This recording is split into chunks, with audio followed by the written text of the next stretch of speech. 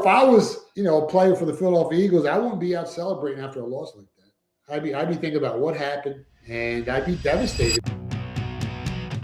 So there's a report going on in Philadelphia about the team after the game against the 49ers. And you tell me, man, are your guys telling you anything too, that these guys went to a strip club? Yeah. You ever see that movie, The Bronx Tale? I did. Yeah.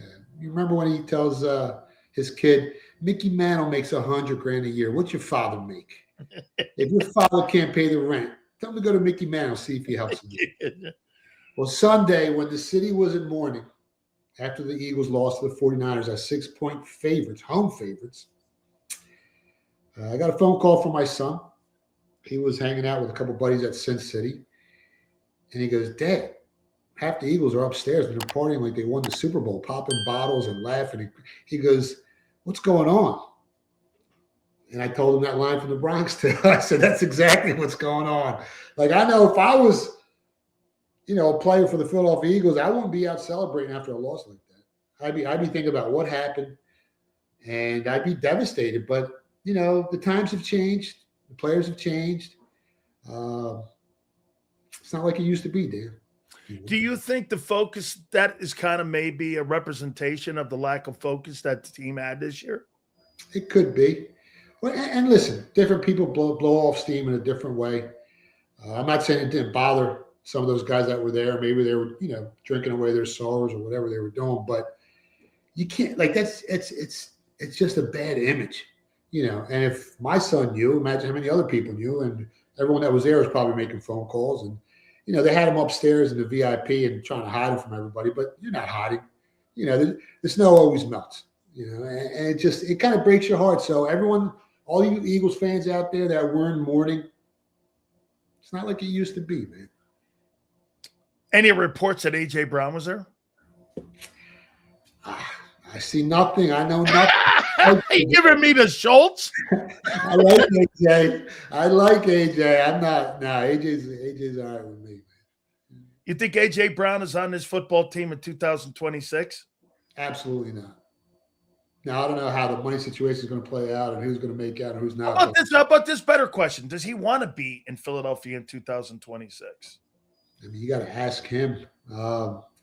Maybe I can make a phone call and get him on your show next couple of weeks. But I'd love to have him. Yeah, and he's such a good dude. And listen, man, the media always seems to project. Tell him we go back and forth, but I'll tell you, I'd like to talk to him because one thing's for sure. I said this, I'm 1,100% that I'd want him back on this football team this year. You're not better without him. There's one A.J. Brown in the entire world. I mean, think about everything he's done. You're not better without him. He's one of the best talents we've ever had in Philadelphia at the wide receiver position. It's him and Tyrell Owens. I mean, name another wide receiver that's been as good as those two guys who had the talent, the speed, the physical ability to make things happen. Now, a lot of Eagles fans are disappointed.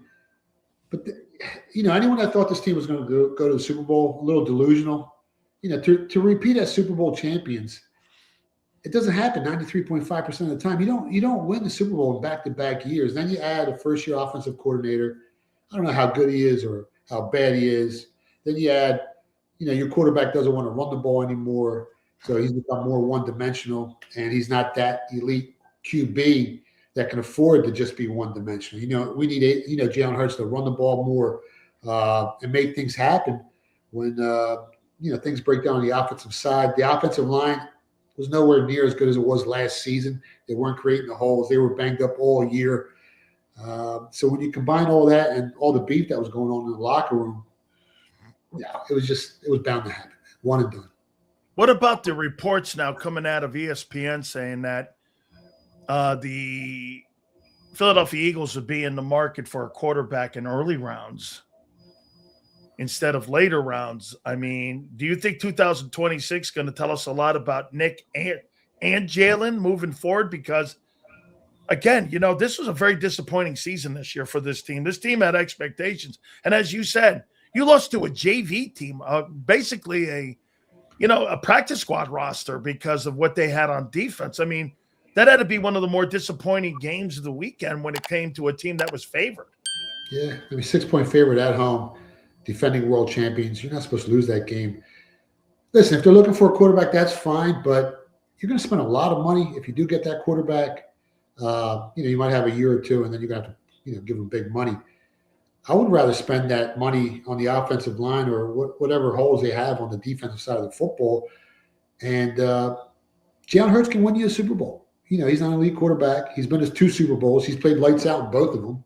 So as vanilla as he looked this year, he still has a Super Bowl ring. And I think you can spend that money more wisely. You want to go draft a quarterback, go ahead. But this is a guy that, he's not elite, but he has played great. He's had a great career. And if you surround him with the right people, he can make it happen. So I like Jalen Hurts. He's a football player.